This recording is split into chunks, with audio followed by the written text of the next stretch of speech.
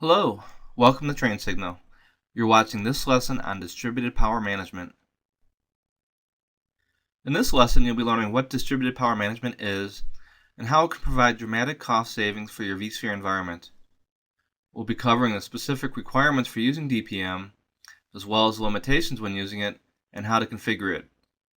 Finally, we will cover tips and best practices for using DPM so you can make the most out of this great money-saving feature. DPM is a subcomponent of DRS and is a green feature that was introduced in version 3.5 that will power down hosts during periods of inactivity to help save power. All the virtual machines on a host that will be powered down are first relocated to other hosts before the host is powered down. When activity increases on the other host and DPM deems that additional capacity is needed, it will automatically power the host back on and move VMs back to it using DRS. DPM requires that the host has a supported power management protocol that automatically powers a host on after it has been powered off. DPM can be configured in either manual or automatic mode.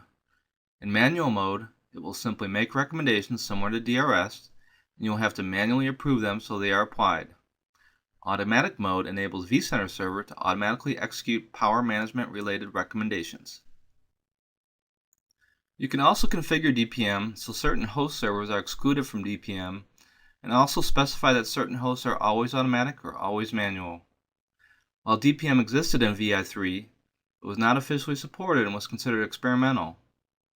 The reason for this is that it relied on wake on LAN technology that exists in certain network adapters that was not always a reliable means for powering a server on. Being able to power up servers when needed is critical when workloads increase, so more reliable technology was needed for DPM to be fully supported. For this, VMware turned to two technologies in vSphere: Intelligent Platform Management Interface, also known as IPMI, and HP's Insight Lights Out, also known as ILO. IPM is a standard that was started by Intel and supported by most major computer manufacturers that defines a common set of interfaces that can be used to manage and monitor server hardware health. For HP servers, DPM uses HP's proprietary ILO remote management controllers that are built into every HP server, and that is an out-of-band management controller that connects to the BMC of a server. HP has used its ILO technology under several different names for years and has only recently begun to embrace the IPMI standard. For Dell servers, their DRAC remote management controllers provide the same functionality as HP's ILO, but they fully support IPMI. While vSphere supports both the IPMI and ILO power management protocols, it now also fully supports wake on LAN. However, if multiple protocols exist in a server, they are used in the following order: IPM first, then ILO, and finally wake on LAN. Here are the requirements and limitations for using DPM.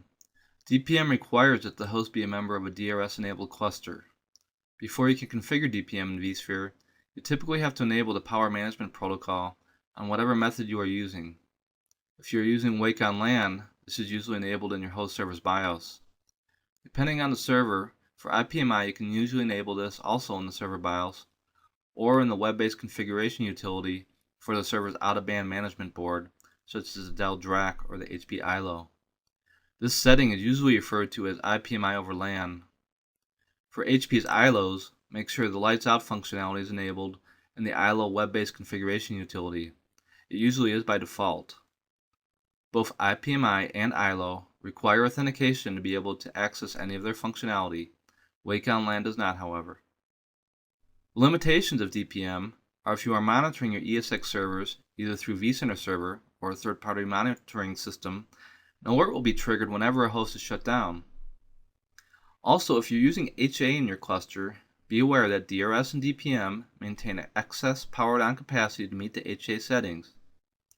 Therefore, the cluster may not allow additional VMs to be powered on and off, and some hosts may not be powered down, even though the cluster may appear to be sufficiently idle. Additionally, if HA strict emission control is enabled, then DPM will not power off hosts if doing so would violate failover requirements.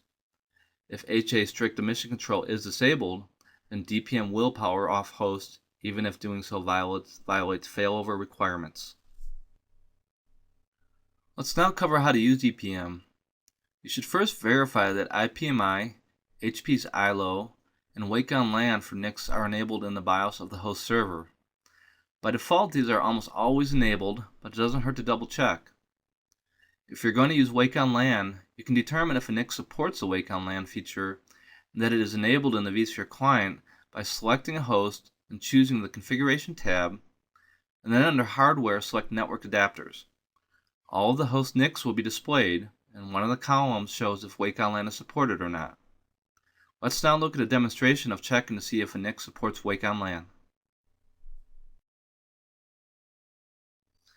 We select the host in the vSphere client, then on the Configuration tab, select Network Adapters, and here you can see all the network adapters listed in the host. One of the columns is called Wake on LAN Supported. You may have to scroll over at the bottom to see this column, but the column lists if whether or not Wake on LAN is supported for that NIC. If it is supported, then you could use it with DPM. If it is not, you may want to check the server BIOS to see if it is simply disabled. Once you have a NIC that does support Wake on LAN, you can begin using it for DPM. Once you have determined and configured the protocol that you will use with DPM, you are ready to configure it. For IPMI and ILO, select the host in the vSphere client, and on the Configuration tab under Software, select Power Management. Next, click Properties and enter the username and password of a user account that can log into the management board, as well as the IP address and MAC address of the board. The MAC address can usually be obtained for ILO boards on the NIC tab of the System Information page in the ILO web page.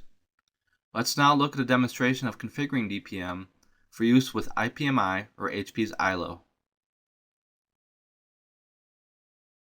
In this example, we'll be using HP's ILO, but the configuration for IPMI is similar. This is the remote Insight Lights Out board, where you can look up the MAC address of that board, which you'll need to enter in for the vSphere client. This is the administration page. We click on Network Settings, and here is the MAC address that you're going to have to note because we're going to have to enter it in the vSphere client when we configure the power management protocol for use with DPM. So make a note of this MAC address. Once you have that written down, you go to the vSphere client, select your host, and under Configuration, Software, Power Management, here is the IPMI ILO settings for power management. There's nothing set there currently, so click Properties. It's going to prompt you for some information here. You're going to have to enter a username, password, BMC IP address, and BMC MAC address. BMC stands for Baseboard Management Controller, and that is basically just either the IPMI board or the ILO board. So go ahead and enter that information in.